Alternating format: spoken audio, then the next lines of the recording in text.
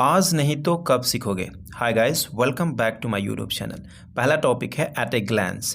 Eight a glance का मतलब होता है एक नज़र में।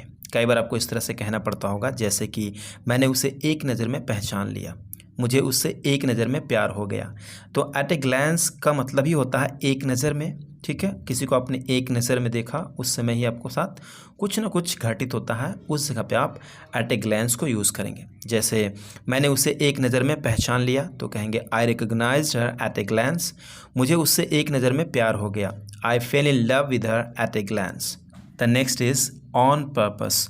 ऑन पर्पस का मतलब होता है जानबूझकर। अगर आप कहते हैं मुझे शक है कि उसने यह गलती जानबूझकर की है, तो आप कहेंगे आई suspect that she has made this mistake on purpose. ऐसा लगता है कि तुमने उसे जानबूझकर रुलाया है। It seems that you have made her cry on purpose. यहाँ पे एक कॉजेटिव सेंटेंस लिया गया है। The next is safe and sound. Safe and sound का मतलब होता है सही सलामत। अगर आप कहते हैं हम अपने घर सही सलामत पहुंच गए हैं, तो आप कहेंगे we have arrived our home safe and sound. मुझे बता देना जब सही से पहुंच जाओगे तो। Inform me when you reach safe and sound. Safe and sound कहीं पर भी आप यूज़ कर सकते हैं जहाँ पे आपको ज़रूरत लगेगा सही सलामत के सेंस में। Okay, the next is day in day out. मतलब होता है लगातार या फिर दिन रात। अगर आप कहते हैं तुमने इंग्लिश सीखने के लिए दिन रात मेहनत की हो, तो आप कहोगे you have worked hard day in day out to learn English. Day in day out का मतलब होता है लगातार या फिर दिन रात। सेकंड एग्जांपल, सक्सेस पाने के लिए दिन रात किसी को भी मेहनत करना पड़ता है। सक्सेस पाने के लिए तो आप टू सिंपली रख सकते हैं, या फिर in order to get success anyone has to work hard day in day out. The next is in a nutshell. In a nutshell का मतलब होता है संक्षेप में। कई बार आपको इस तरह से कहना पड़ता है संक्षेप में मैं उसे नापसंद करता हूँ। संक्षेप में इसका मतलब ये होता है कि कुल मिलाकर, मतलब बहुत सारे ऐसे फैक्टर हैं जिसकी वजह से मैं उसे नापसंद करता हूँ, इसलिए मैंने एक वर्ड में आपको बता रहा हूँ, मतलब कि एक सेंटेंस में, कि मैं उसे नापसंद करता हूँ। क्या बताऊँ कि वह सिगरेट पीता है, ये करता है, वो करता है, मतलब बहुत सारी ऐसी चीज़ें हैं जो मुझे पसंद नहीं है, तो कुल मिला करके मैं कह रहा हूँ कि मैं उसे नापसंद करता हूँ। तो ऐसे कहेंगे in a nutshell I dislike him. Second, संक्षेप में मैंने उससे उत्तर दिया था। In a nutshell I answered him. Next is round the clock. Round the clock का मतलब होता है 24 घंटे। 24 घंटे कई बार इस तरह से आपको कहना पड़ता है जैसे कि उसने 24 घंटे पढ़ते रही नीट पास करने के लिए, तो कह सकते हैं she kept studying round the clock to pass the NEET. बहुत ही सिंपल है, आपको राउंड द क्लॉक सेंटेंस में जहाँ पे भी आपको लगे 24 घंटे को आपको बोलना है हिंदी में, उस जगह पे आप राउंड द क्लॉक को यूज़ कर सकते हैं। सेकेंड, तुम मुझे 24 घंटे परेशान करते हो, you bother me round the clock. Simple. The next is on and on. On and on का मतलब होता है लगातार। अगर आप कहते हैं वे मुझसे लगातार बात करते रहे, तो कहेंगे they kept talking to me on and on. लगातार मत चलते रहो, don't keep walking on and on. On and on को कहीं पे भी आप यूज़ कर सकते हैं लगातार, जहाँ पे आपको फिट लग रहा है, कोई हिंदी सेंटेंस सोच रहे हैं, वहाँ पे आप ऑन एंड ऑन का यूज़ कर सकते हैं। The next topic is on the verge of. On the verge of का मतलब होता है के कगार पर। के कगार पर मतलब कि अब और तब, जैसे भी कुछ भी घटित होने वाला है, अभी हुआ नहीं लेकिन मतलब ऐसा मोमेंट है कि अब होने ही वाला है, उस जगह पे आप के कगार पर यूज़ करते हैं। जैसे वह रोने के कगार पर थी, मतलब कि कुछ ऐसा सुना, कुछ भी हुआ होगा, बट वो किस कगार पे थी, मतलब अब और तब रो देती, रोने के कगार पे थी, उस जगह पे आपको ऑन द वर्ज ऑफ को लगाना है। ऑन द वर्ज ऑफ के बाद अगर कोई वर्ब होगा तो उसमें आपको आईएनजी दिखाना है। ओके, अगर कोई नॉन होगा तो सिंपली नॉन रखेंगे। तो आइए एक सेंटेंसेस देखते हैं। जैसे वह रोने के कगार पर थी, तो कहेंगे she was on the verge of crying. वह सक्सेस के कगार पर था, he was on the verge of success. Keep in mind, दिमाग में रखना, याद रखना। सिंपल। कई बार आप इस तरह से कहते हैं जैसे दिमाग में रखना, उसने तुम्हें धोखा दिया था। Keep in mind she cheated you. Keep in mind she cheated you. याद रखना, आज थोड़ा पहले निकलेंगे ऑफिस के लिए। Keep in mind we will leave a little early today for the office.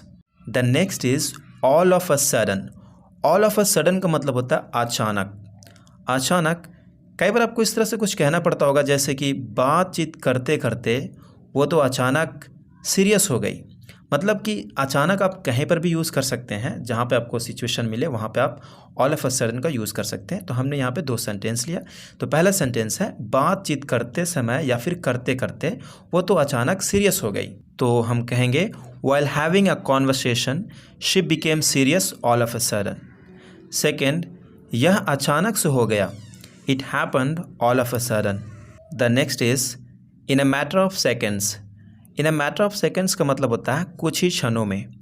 अगर आप कहते हैं मैंने उसे कुछ ही क्षणों में ऑफिस से बाहर निकलवा दिया, मतलब यहाँ पे कॉजेटिव में हम कह रहे हैं मैंने उसे कुछ ही सेकंड्स में निकलवा दिया ऑफिस से। तो कहेंगे I got out of the office in a matter of seconds. यहाँ पे गॉट हिम जो कॉजेटिव से हमने लिया, उसके बाद यहाँ पे कॉजेटिव के बाद जैसे कि हमने बताया था आपको थर्ड फॉर्म को यूज़ किया जाता है। तो यहाँ पे गॉट, गेट आउट ऑफ, किसी को बाहर निकालने के सेंस में हम यूज़ करते हैं गेट आउट ऑफ का, ठीक है। तो इसलिए यहाँ पे got out of the office in a matter of seconds.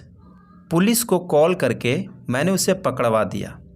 Bye calling the police को कॉल करके, वहाँ जा करके, बाय गोइंग देयर, बाय का भी यूज़ हमने बताया था, ठीक है। तो उसी तरह से यहाँ पे कहेंगे by calling the police I got him caught, मैंने उसे पकड़वा दिया। यहाँ पे भी कॉजेटिव सेंटेंस है, okay. The next topic is run out of. Run out of का मतलब होता है ख़त्म हो जाना। अगर आप कहते हैं मेरे पास पैसे ख़त्म हो गए हैं, तो आप कहेंगे I have run out of money. Second, मेरे समय निकल रहा है, I am running out of the time, मतलब मैं समय से जल्दी समय निकल रहा है, मेरा समय निकल रहा है, तो आप कहेंगे I am running out of the time. The next is square the hell out of.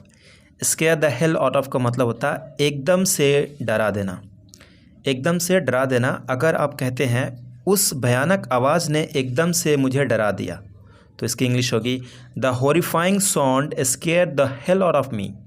यहाँ पे आउट ऑफ के बाद कोई भी ऑब्जेक्टिव प्रोनाउन रखेंगे, मी, हिम, हर, जो भी आएगा उसे आप रख सकते हैं, ठीक है। सेकंड, तुम्हारा चिल्लाना कल रात मुझे एकदम से डरा दिया था। योर स्क्रीमिंग, चीखना या फिर चिल्लाना, your screaming yesterday night scared the hell out of me. The next one is have a word with someone. Someone की जगह पे कोई इंसान, कोई भी आ सकता है यहाँ पे, कोई किसी से। जैसे कि इसका मतलब होता है से बात करना, मतलब किसी से आप अगर पर्सनली बात करते हैं और कहते हैं कि मैं आपसे पर्सनली बात करना चाहता हूँ, तो उस जगह पे आप हैव अ वर्ड विद का यूज़ कर सकते हैं। जैसे क्या मैं आपसे बात कर सकता हूँ, can I have a word with you. Second, मुझे तुमसे बात करना है, I have to have a word with you. The next is from scratch. From scratch का मतलब होता है बिल्कुल शुरुआत से, मतलब बिल्कुल शुरू से। कोई भी चीज़ गलत हो जाता तो कहते हैं ना कि शुरू से करो, फिर से करो, मतलब बिल्कुल शुरू से करो। तो उस जगह पे आप फ्रॉम स्क्रैच को यूज़ करेंगे। जैसे हमें अपना बिजनेस को शुरुआत से शुरू करने की ज़रूरत है, तो कहेंगे we need to start our business from scratch. एकदम शुरुआत से करो, do it from scratch. The next one is like a fish out of water. Like a fish out of water का मतलब होता है बेचैन। जैसे उसके जाने के बाद मुझे बहुत बेचैनी हुई, तो कहेंगे after she left I felt like a fish out of water. मतलब मुझे ऐसा लगा जैसे कि, मतलब बहुत बेचैन हो जाना। क्यों? क्योंकि देखो like a fish out of water, like a fish एक मछली के जैसा, जैसे कि अगर पानी में से निकाल दिया जाए मछली को तो कैसे मतलब बेचैन होता, तो उस सेंस में यहाँ पे इडियम को यूज़ किया जाता है। सेकेंड, मैं बहुत बेचैन हूँ क्योंकि मेरी गर्लफ्रेंड मुझे छोड़ दी। I am like a fish out of a water because my girlfriend broke me up. यहाँ पे गाइस हमने आउट ऑफ होगा, यहाँ पे ऑफ लीव हो गया है, तो सॉरी फॉर दैट, यहाँ पे आपको ऑफ रखना पड़ेगा, ऑलराइट।